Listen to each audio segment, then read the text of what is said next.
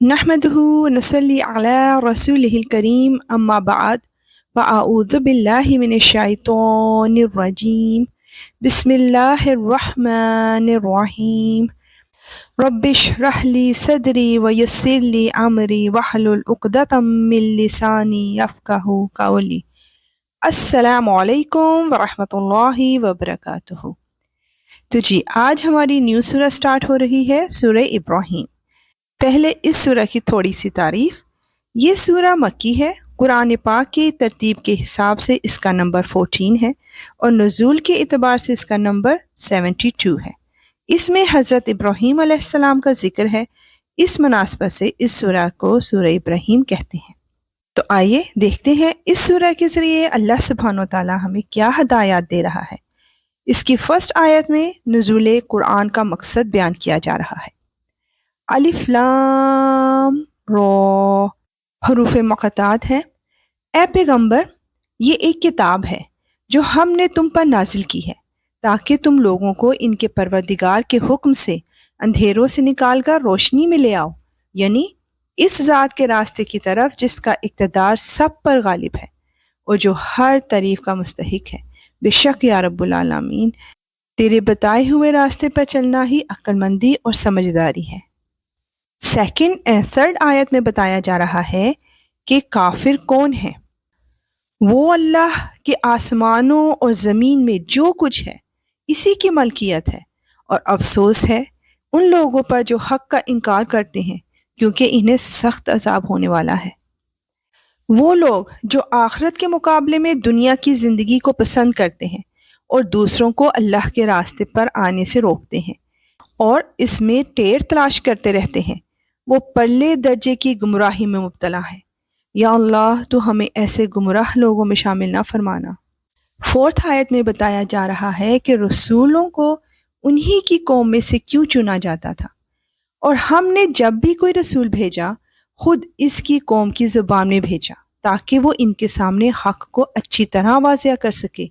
پھر اللہ جس کو چاہتا ہے گمراہ کر دیتا ہے اور جس کو چاہتا ہے ہدایت دے دیتا ہے، اور وہی ہے جس کا اقتدار بھی کامل ہے، جس کی حکمت بھی کامل۔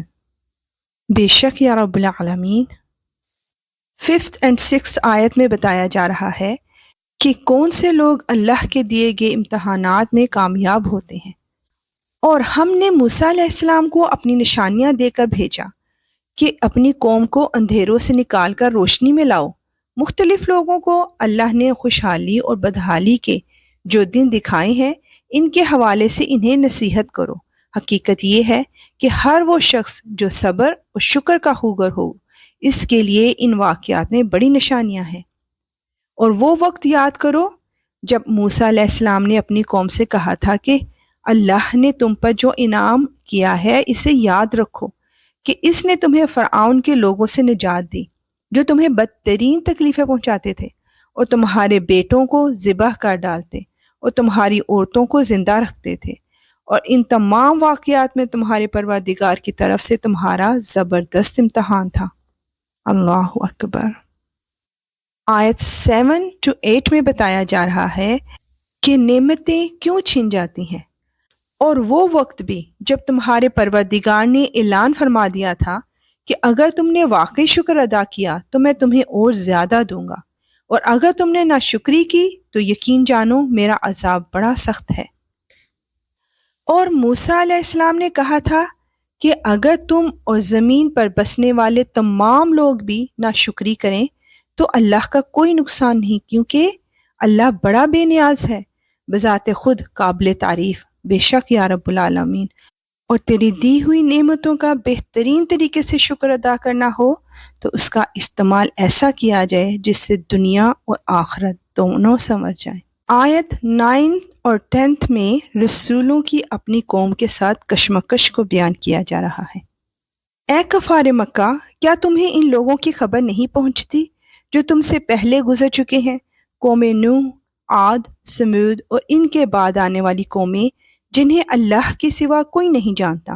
ان سب کے پاس ان کے رسول کھلے کھلے دلائل لے کر آئے تو انہوں نے ان کے منہ پر اپنے ہاتھ رکھ دیے اور کہا کہ جو پیغام تمہیں دے کر بھیجا گیا ہے ہم اس کو ماننے سے انکار کرتے ہیں، اور جس بات کی تم ہمیں دعوت دے رہے ہو اس کے بارے میں ہمیں بڑا بھاری شک ہے۔ استغفر اللہ۔ ان کے پیغمبروں نے ان سے کہا، کیا اللہ کے بارے میں شک ہے جو سارے آسمانوں اور زمین کا خالق ہے؟ وہ تمہیں بلا رہا ہے کہ تمہاری خاطر تمہارے گناہ معاف کر دے اور تمہیں ایک مقررہ مدت تک مہلت دے۔ انہوں نے کہا کہ تمہاری حقیقت اس کے سوا کچھ بھی نہیں، کہ تم ایسے ہی انسان ہو جیسے ہم ہیں۔ تم یہ چاہتے ہو کہ ہمارے باپ دادا جن کی عبادت کرتے آئے ہیں ان سے ہمیں روک دو، لہٰذا کوئی صاف صاف معجزہ لا کر دکھاؤ۔ استغفر اللہ۔ اے اللہ تو ہمیں حق کو حق دکھا اور اس پر چلنے کی توفیق عطا فرما، اور باطل کو باطل دکھا اور اس سے بچنے کی توفیق عطا فرما۔ آمین ثم آمین۔ انشاءاللہ ملیں گے نیکسٹ آیات کے ساتھ۔ اب اجازت، وآخر دعوانا ان الحمد للہ رب العالمین۔ سبحانک اللہم وبحمدک، اشہد ان لا الہ الا انت، استغفرک واتوب الیک۔ السلام علیکم ورحمۃ اللہ وبرکاتہ۔